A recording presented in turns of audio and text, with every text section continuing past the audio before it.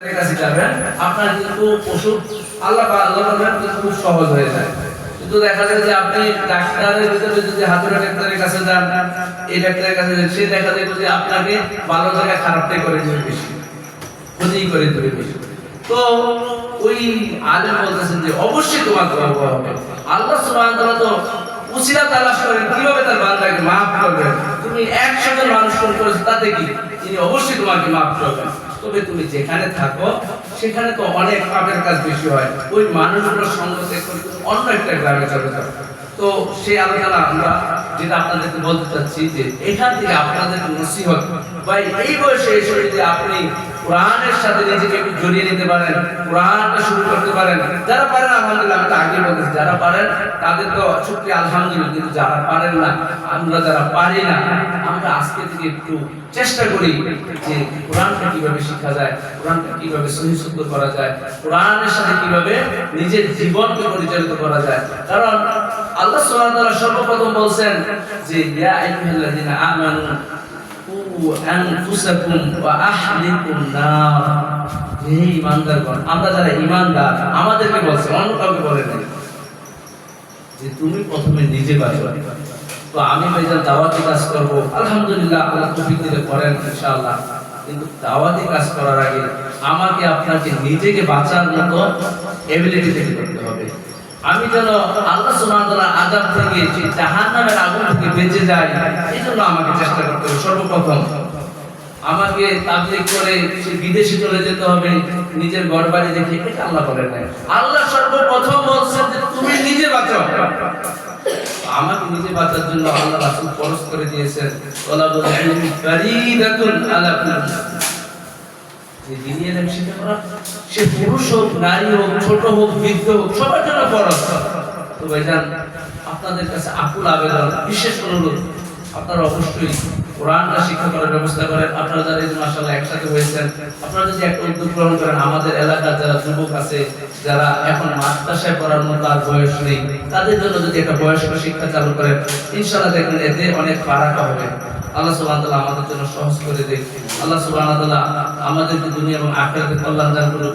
আল্লাহ সুবহানাহু ওয়া তাআলা আমাদের সবাইকে মৃত্যু পর্যন্ত আল্লাহ সন্তুষ্টিমূলক কাজ করার তৌফিক দান করুন। যখনই আল্লাহ মৃত্যু দেন, ঈমানের সাথে আল্লাহ সন্তুষ্টির মৃত্যু দান করুন। সুবহানাকাল্লাহুম্মা ওয়া বিহামদিকা আশহাদু আল্লা ইলাহা ইল্লা আনতা আস্তাগফিরুকা ওয়া আতুবু ইলাইক। আসসালামু আলাইকুম ওয়া রাহমাতুল্লাহি ওয়া বারাকাতুহু। মাশাআল্লাহ, জাযাকাল্লাহু খাইরান ওয়া আহসানাল জাযা। সম্মানিত উপস্থিতি, আমরা এতক্ষণ আলোচনা শুনছিলাম। আলহামদুলিল্লাহ, এই মুহূর্তে আমাদের সম্মানিত শায়েখ আলোচনা করবেন। তার পূর্বে আমাদেরকে মসজিদ কেন্দ্রিক দু একটি কথা বলার জন্য সম্মানিত আমাদের গ্রুপের বা সালাফিয়া ফাউন্ডেশনের সম্মানিত সভাপতি সাহেবকে কথা বলবেন।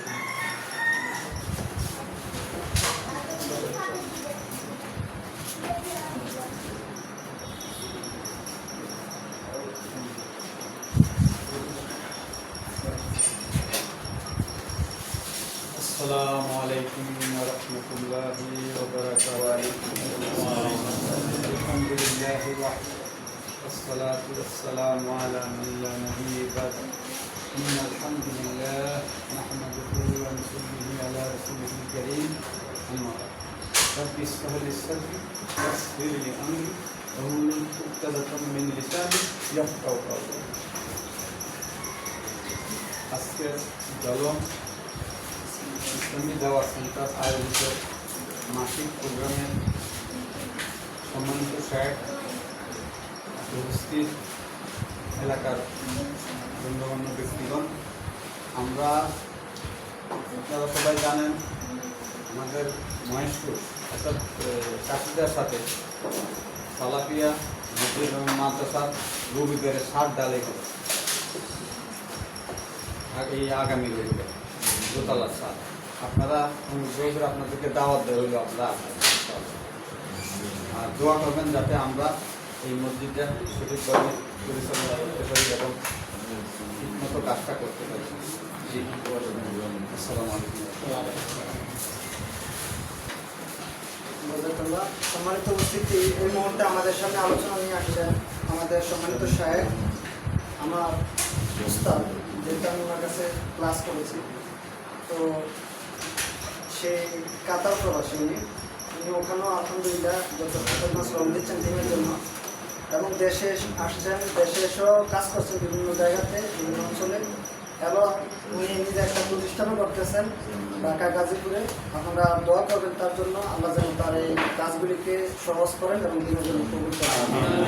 সম্মানিত উপস্থিতি, এই মুহূর্তে আলোচনা নিয়ে আসছেন আমাদের সম্মানিত শায়েখ মোহাম্মদ রুবেল বিন মকবুল আহমদ।